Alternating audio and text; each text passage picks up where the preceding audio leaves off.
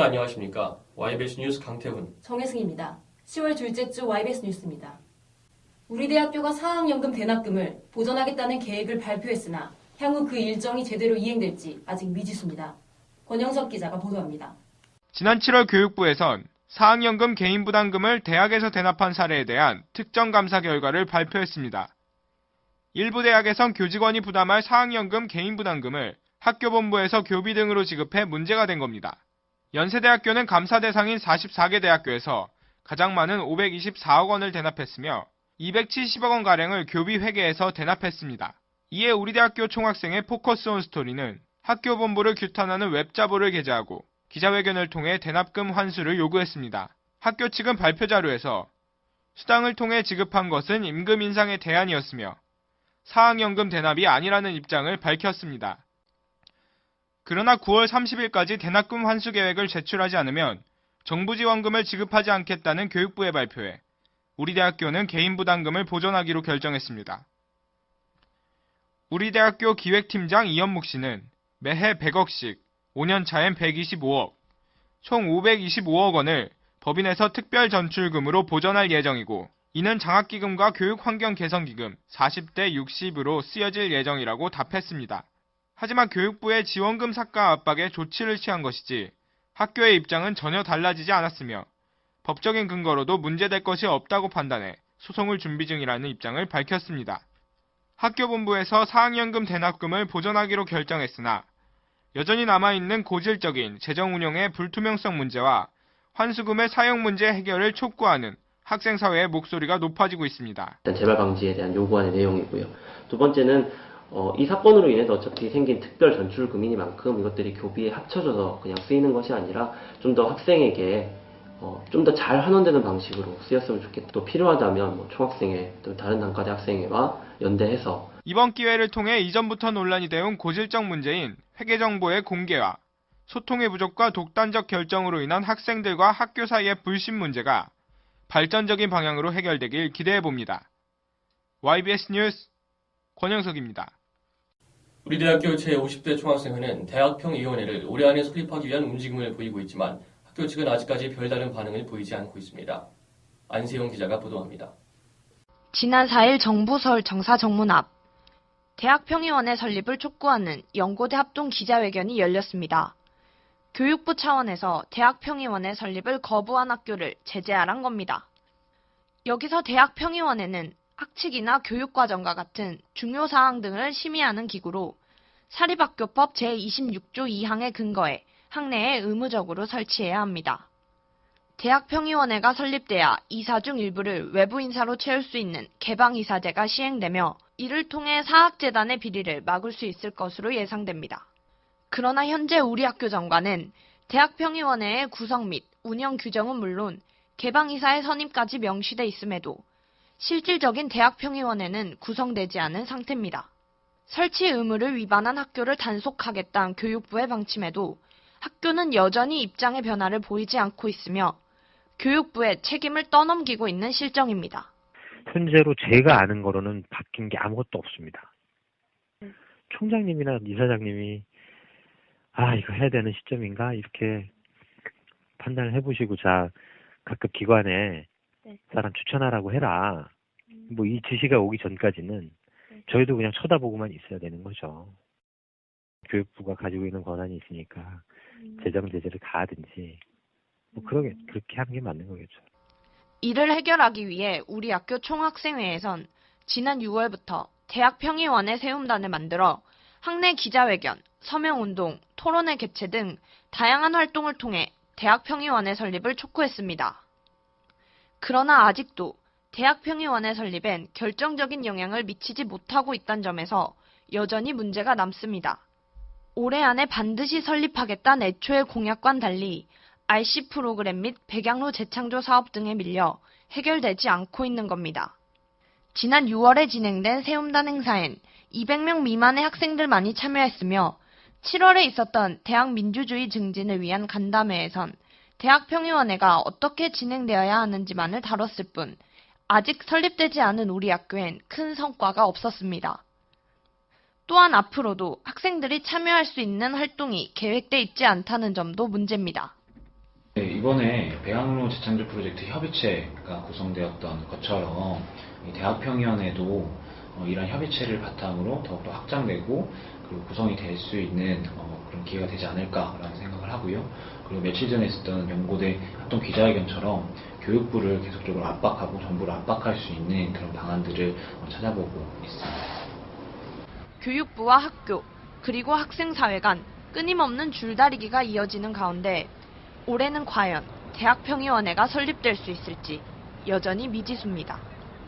YBS 뉴스 안세영입니다. 연세로 대중교통 전용지구 공사로 인해 여러 가지 문제점이 제기되고 있습니다. 도성호 기자가 보도합니다. 지하철 신촌역부터 우리대학교 굴다리까지 이어지는 연세로가 온통 공사판입니다. 지난달 28일부터 서울시와 서대문구에서 신촌 지역의 연세로를 대중교통 전용지구로 바꾸려는 공사에 착수했기 때문입니다. 대중교통 전용지구는 특정 도로를 일반 차량은 들어올 수 없는 버스 전용으로 만들고 도로 주변을 정비하여 보행자 중심으로 구성한 지역으로 지역 상권을 활성화하고 보행자 친화적인 거리를 조성하는 효과가 있습니다. 신촌이 대학문화의 예전에는 그 어떤 중심이었는데 신촌의 어떤 상권이 열악해져서 이번에 이제 대중교통 전용지구를 조성을 하고 차후에는 거기에 보행자 거리를 조성해서 상권을 활성화하고 대학 문화를 향상시키는 그런 방향으로 이번에 대중교통 전용지구의 공사의 목적이 있다고 보겠습니다. 그러나 이러한 대중교통 전용지구 공사의 장점에도 불구하고 공사 기간 중 발생하는 여러 문제들로 인해 우리 대학교 학생들은 많은 불편함을 호소하고 있습니다. 공사 기간 동안 연세로를 지나는 서대문 035, 045를 비롯한 15개 버스 노선과 우리 대학교 셔틀버스의 운행 노선이 전면 변경됐습니다. 이제 여기 원래 도로가 뚫려 있었는데 지금 막혀서 차 같은 거 가지고 이제 부모님이랑 같이 올 때는 좀 많이 불편하고 원래 다니던 대중교통도 지금 못 다니게 돼 있어서 그런 점도 많이 불편합니다. 또 도로에 아스팔트가 개복돼 많은 양의 분진이 발생하고 있지만 이를 차단할 수 있는 부직포나 별도의 높은 펜스가 마련되어 있지 않아 연세인들의 호흡기 건강마저 위협받고 있습니다. 명물거리 사거리와 창천교회 앞 교차로에 각기 설치된 횡단보도에는 일반 차량들이 여전히 운행하는데도 불구하고 신호등은 작동하지 않아 시민들의 교통안전도 우려되는 상황입니다. 이런 문제에 대해 서대문구 측에선 공사 중 발생하는 미세먼지 문제의 경우 앞으로는 부직포를 덮고 살수차를 이용해 비산먼지를 최소화하도록 노력하겠으며 교통안전 문제의 경우에는 신호등의 운행 없이 전멸등만으로 충분할 것이라 생각했다고 답했습니다. 쾌적한 보행 공간을 확충하고 신촌의 지역 경제를 살리기 위해 착수된 연세로 대중교통 전용지구 공사. 공사의 좋은 목적과 의의만큼 공사 기간 동안 신촌 시민들의 복지와 안전에도 정부와 지자체의 관심이 필요할 것으로 보입니다. YBS 뉴스 도성호입니다.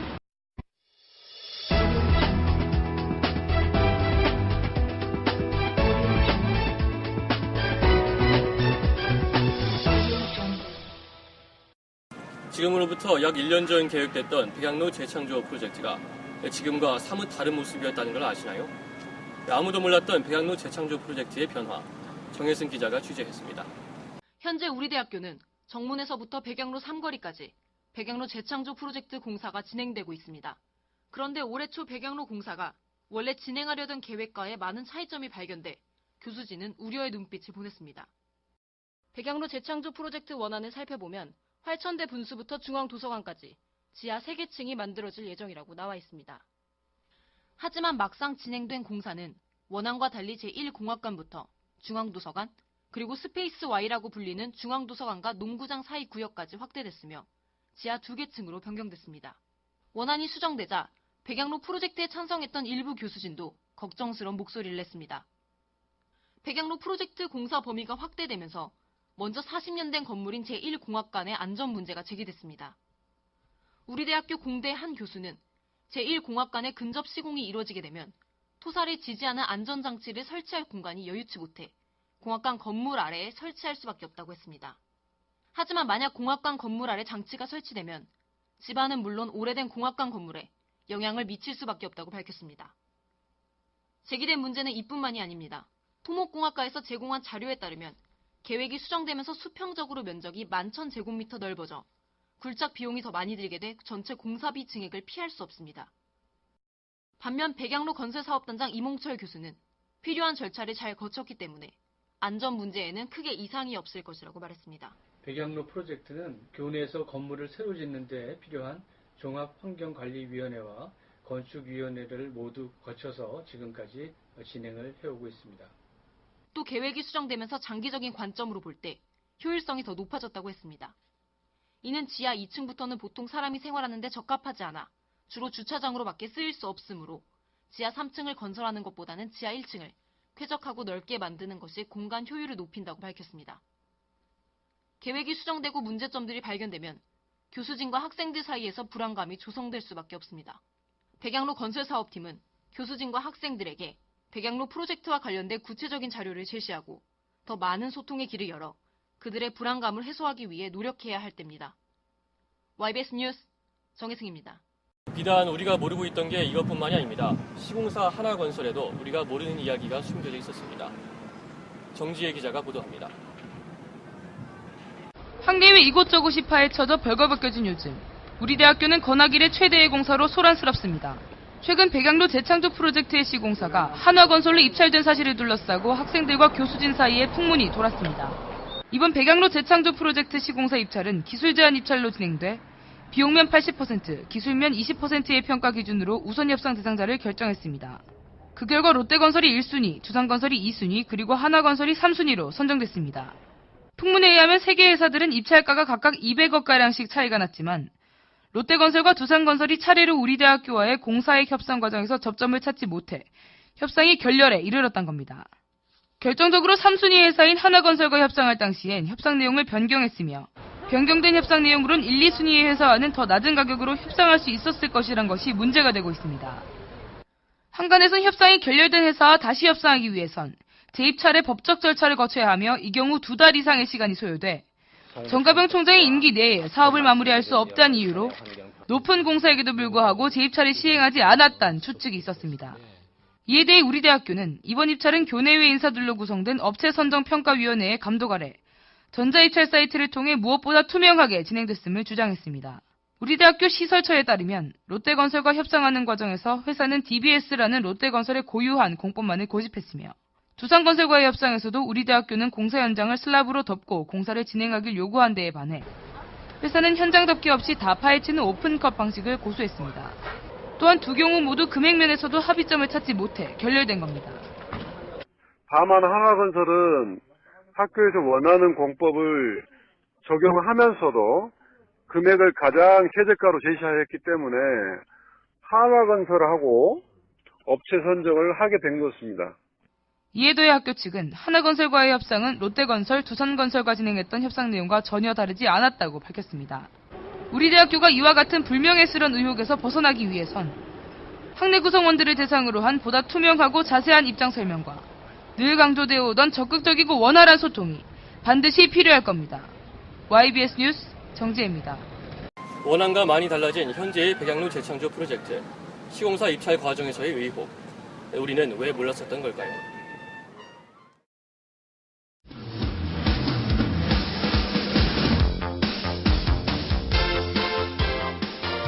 우리 대학교 교무처에선 10월 28일 월요일부터 11월 1일 금요일까지 2014년 2월 졸업 신청 변경 접수를 받습니다. 졸업 신청 변경은 학사 포털 시스템에서 오전 9시부터 마지막 날 오후 5시까지 가능합니다. 조기 졸업 신청을 취소하고자 하는 학생은 교무처 학사 지원팀으로 방문하면 되고 졸업 연기 신청자 중 졸업 요건을 충족한 경우라도 졸업하려는 학기에 한 과목 이상 수강해야 재학 중인 상태에서 졸업을 할 수 있습니다. 당해 학기 졸업 예정 증명서는 졸업 연기 신청자에겐 발급되지 않으며 졸업 신청자에 한하여 발급됩니다. 자세한 사항은 우리 대학교 홈페이지 공지사항을 참고하시기 바랍니다. 한 학기의 절반이 지나가고 있습니다. 그동안 학교에서 알게 모르게 많은 사건들이 진행됐는데요. 이 모든 일이 모두 학생들과 관련된 일인 만큼 학생들의 관심이 필요할 때가 아닌가 싶습니다. 오늘 저희가 준비한 소식은 여기까지입니다. 시청해주신 연세인 여러분 감사합니다.